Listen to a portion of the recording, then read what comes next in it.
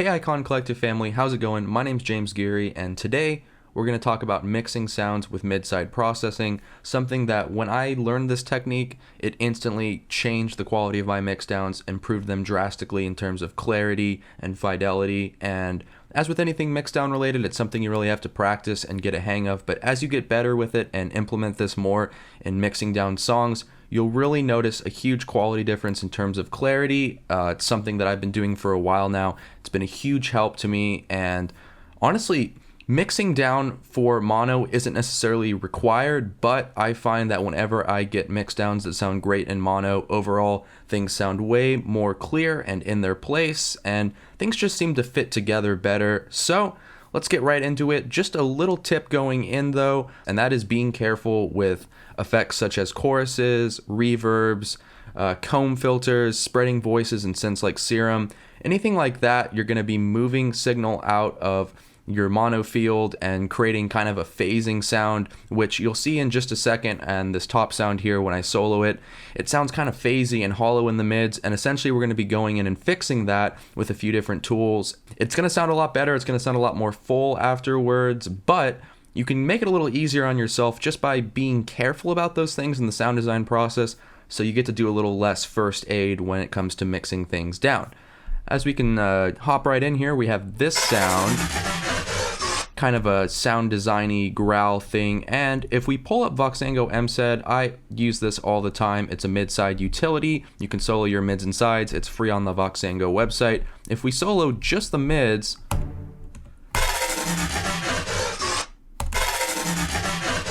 sounds kind of phasey and just out of place.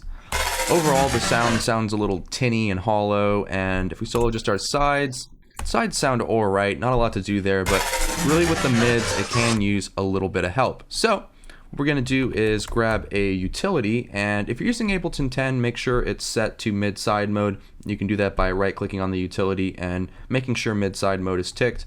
We can drag the mid-side balance to 100% mids, hit Command G so it goes into a group, and if we hold Option, we can duplicate that and drag the other one all the way to the sides, and then once again we have essentially a mid-side split.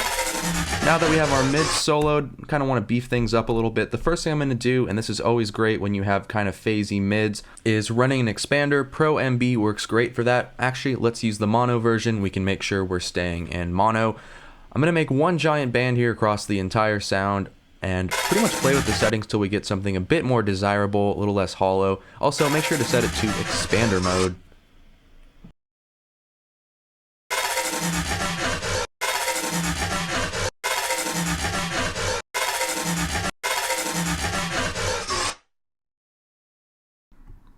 I'm going to put the range up a little bit so we get just a little bit of gain on the sound too.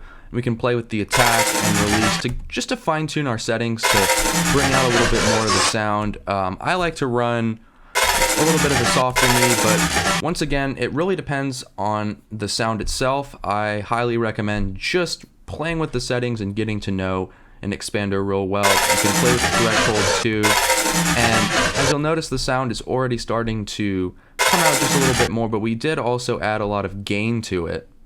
It still does sound a little bit tinny though. I want to beef up the mids just a bit. Next up, we're going to throw on the Ozone Exciter. This seems to work great for always adding a little bit of beef to sounds. We can kind of go in and solo each band.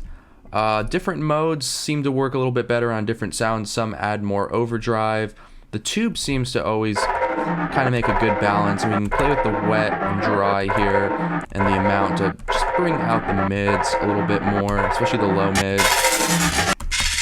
I like to be careful with kind of this 1 to like 4, 5, 6 region. That's where things can get just a little bit harsh. I like to keep it on triode, honestly. It's a little less harsh than something like tube. And we'll give it just a little bit of life too on the high end. Since we're just doing this sound, we can enable oversampling. I would be careful with that though. It can mess with your CPU. Obviously, it's going to take more CPU when oversampling is enabled.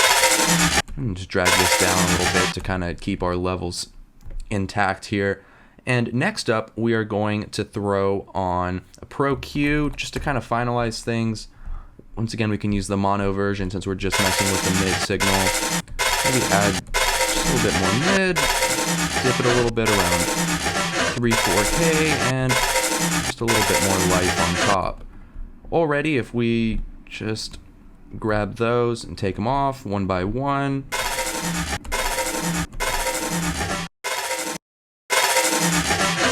Overall, we have a bit of a thicker sound, even though we did add a lot of gain. Not a crazy difference, but we can now go over to our sides. We don't even need to keep M set on at this point, as the sound is already split with the chain we made. Kind of have the side version. We can throw on a Pro Q again. Add a little bit of that.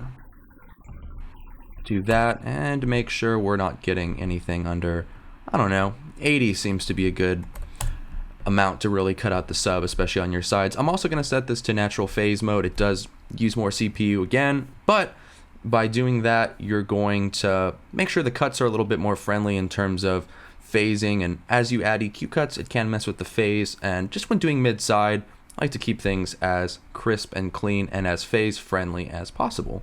Now overall, we have this. We did add a little bit of gain, but it's alright, we can just adjust that on the channel fader itself. The last thing I always like to do, and even when I don't use expanders or go in super deep, the sound wasn't horrible. On some things you'll really need to push the expander a little bit more, is throw on the Ozone Vintage Eq. This will be good for adding just a little bit of color and warmth. It does also have a mid-side mode, and I'm kind of going to repeat the same process I did before in soloing the mid-band.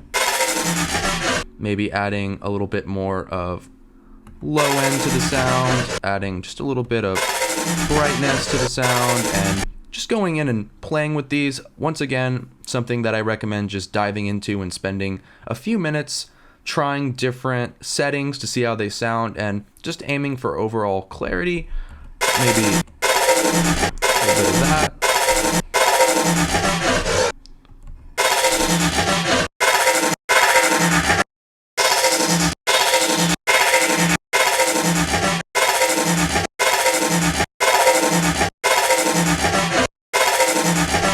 And we can repeat the process again on the sides of the channel, you know, cutting out a little bit of that low end, giving it just a little bit of brightness.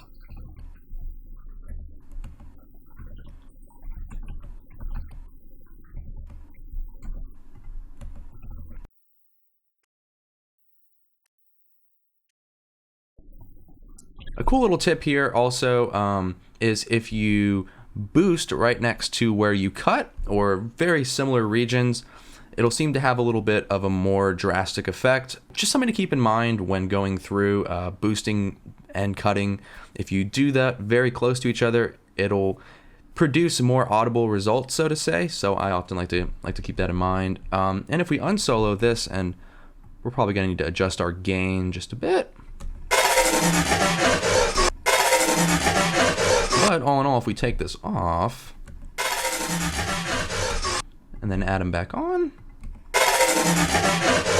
we have a much thicker, cleaner sound. Not an insane difference on this, just a little bit, but especially when it comes to panning, adding voices, spreading things, using effects that you're taking signal away from the center, using plugins like this, such as expanders, mid-side EQs, excitement on the mid-side. The Ozone Exciter also offers a mid-side mode here where you can split the bands. You're gonna get awesome results and can add these tools to your toolbox for mixing and go through and essentially solo your mix with Voxengo MSED, mute everything except the mids, listen to things, see the sounds that really aren't peaking out, that are missing a lot of high end, that are phasing. You can go in and use this process there, whether it be an expander or a mid-side EQ, and fix those sounds, and then just kind of flip it around and do the same with your sides, make sure everything's sitting right. There's also gain utility, so you can use this on individual channels. You can throw it in on a certain sound if it's too loud or too quiet in the center, and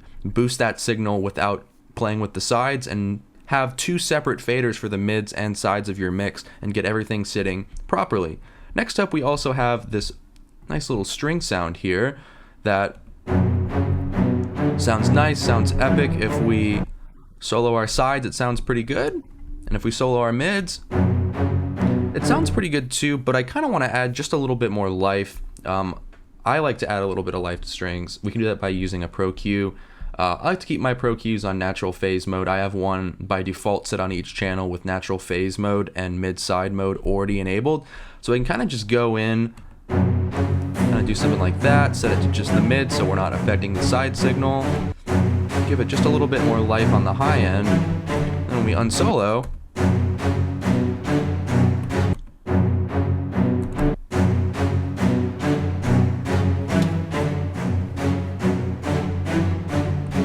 you can already notice that added a lot more life to the strings, and whether it's just a simple EQ boost or going in and really dissecting the sound and using expanders and things of that nature to deal with lots of phasing, mid-side processing is honestly a game changer when it comes to mixdowns. And like I mentioned in the beginning, it helps to keep in mind using certain effects such as flangers, phasers, anything that messes with the stereo field. This is definitely going to mess with your mono signal. So by keeping that in mind when designing the sounds and applying those effects, and even just working with an MSID on your master and quickly checking things, you can save yourself a lot of time in the mixdown process. Hopefully I gave you some valuable tips you can go off, use, learn, implement, and add to your toolbox. And that's really about it for today. Thank you guys so much, and I'm out.